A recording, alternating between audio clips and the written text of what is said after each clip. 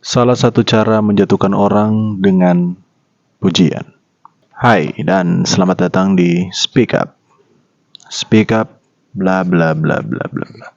Ya, terkadang kita nggak sadar sih kalau cara menjatuhkan orang itu dengan sebuah pujian. Misalnya begini. Ini terjadi juga sih di saya. Misalnya begini. Bukan misalnya sih. Ini yang terjadi pada saya. Contohnya. Saya memulai jadi kreator itu 6 tahun lalu. Karena YouTube lagi bagus-bagusnya mungkin atau lagi gampang untuk buat konten dan lain-lain. Dan ya,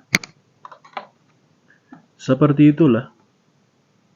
Bikin konten, nggak tahu apa-apa, bertahun-tahun belajar dan baru beberapa video yang saya pakai hook seperti ini. Pakai hook, ada yang pakai gimmick, ada yang pakai storytelling, dan yang pasti kalau nggak menghibur ya harus edukatif. Atau enggak harus pamer begitu. Entahlah itu masuknya mana. Yang jelas ada juga yang bilang ketika ada sebuah karakter yang harus jelas, karakter dan tujuan. Di tengah itu ada halangannya apa. Tapi kita bahas itu nanti aja atau kalian cari tahu sendiri banyak di konten lain. Yang ingin dibahas di sini adalah cara menjatuhkan orang ternyata dengan sebuah pujian, validasi, dan kata-kata manis lainnya. Ternyata itu adalah cara untuk menjatuhkan orang, bukan menjatuhkan orang dalam. Jadi menjatuhkan orang kadang nggak selalu buat dia ada di atas dan kita jatuhkan. Kayak kita buat dia stuck ada di situ, itu membuat orang juga jatuh sih menurutku. Kayak dia nggak membuat hal lain dan akhirnya ya menghabiskan waktu, tenaga, dan seluruh hal yang dia punya untuk itu. Seperti contoh bikin YouTube, udah 6 tahun, subscriber baru 1.600 mungkin. Terus ada kata-kata seperti ini, kayaknya Kak harus buat YouTube deh. Konten-kontennya Kak, latihan, itu taruh di YouTube. Konten-konten keseharian, jokes, dan lain-lain. Itu kayak menyenangkan itu ditaruh di YouTube. Tapi faktanya, ketika kamera dinyalakan, HP dinyalakan, orang-orang yang berada di dekat saya merasa malu, takut, dan semua yang mereka alami. Atau mungkin mereka merasa itu tidak penting untuk ditonton. Kayak begitu-begitu saja sih, kayak ya it's okay sih. Kayak ternyata sebuah pujian untuk kak bisa lo bikin ini nanti bagus lo, kak bisa lo bikin ini untuk gini lo. Ternyata satu hal yang saya lupa, orang itu bukan YouTuber.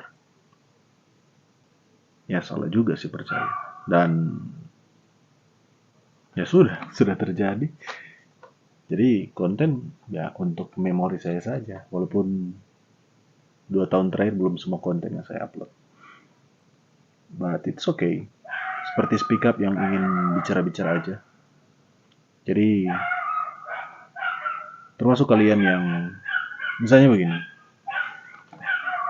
Si A kerja dengan gaji 3.500.000, si B kerja dengan gaji 3.500.000 juga.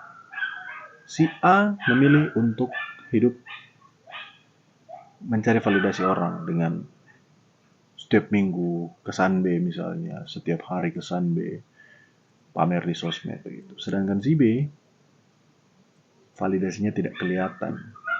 Misal dia kredit rumah 1,5 mungkin atau 2 juta mungkin kalau ada, ini mungkin. Dan si B bukan orang yang bukan orang yang tiap bulan posting, karena siapa juga yang posting utang ya. Ada dua kesenjangan di sini dengan gaji yang sama, dua hasil yang berbeda. Si A mendapat validasi dari teman-temannya, mantap ya Desi ini hidupnya kayak bahagia banget, hedon banget, uangnya banyak begitu, teman-temannya wow, selalu lisan B begitu-begitu. Sedangkan si B tidak, dia tidak butuh validasi itu. Yang dia butuhkan rumah misalnya. Atau mobil lah, atau bukan mobil, motor. Gitu. Suatu saat, kan yang dilihat orang si A sudah sangat tinggi, si B kayak di situ-situ aja. Pulang ya pulang aja, nongkrong yang nggak pernah mungkin, atau pernah tapi sekali aja, jarang lah. Tiba-tiba dia posting, thanks God. Su. Atau bisa jadi su lewat dari layar. Punya rumah. Si A pasti bertanya, loh kok dia udah punya rumah? Dia tidak sadar. 5 tahun, 10 tahun, 15 tahun, itu ternyata cepat banget. Iya. 5 tahun, 10 tahun, 15 tahun itu ternyata cepat banget. Video ini saja dirilis, besok sudah upload. Kalau cepat upload. Dan si A hidup dari validasi orang. Hidup dari komentar-komentar mungkin di sosial media dia. Wow, api-api mungkin kayak, jalan-jalan terus nih. Fun banget nih, kayak begitu. Jadi, kadang orang lain justru yang menjebak Anda dalam situasi yang menjatuhkan Anda. Menahan Anda untuk berada di situ. Tidak untuk Anda naik. Tapi itu penilaian masing-masing. Dan pilihan masing-masing. Kalau si A memilih untuk hidup seperti itu, biarkanlah itu hidupnya. Kalau si B memilih untuk hidup seperti itu, ya biarkan itu hidupnya. Kalau kalian memilih si A, silakan. Kalau kalian memilih si B, silakan. Itu cuma sebuah contoh. Jadi, jangan berharap sebuah kado yang indah, yang terbungkus, dan punya hadiah yang indah menurut kalian, yang sesuai dengan harapan kalian, adalah sesuatu yang baik untuk kalian, dan sesuatu yang tidak indah adalah sesuatu yang jelek, karena biasanya yang baik itu membosankan. Padahal seperti itulah manusia harus hidup sebenarnya, membosankan. Kadang kalau terlalu bebas, manusia ternyata berlebihan dan selalu menuntut lebih. Ini hanya pemikiran yang orang bilang aneh karena berpikir tidak pada masyarakat normal. Tapi inilah yang terjadi. Masyarakat normal pun sering mengeluarkan kata-kata yang tidak baik. Walaupun dibungkus seperti tadi. Dibungkus baik. Begitu saja speak up kali ini. Semoga kalian menonton. But it's okay jika kalian tidak menonton. Apa yang ada di kepalaku, aku keluarkan.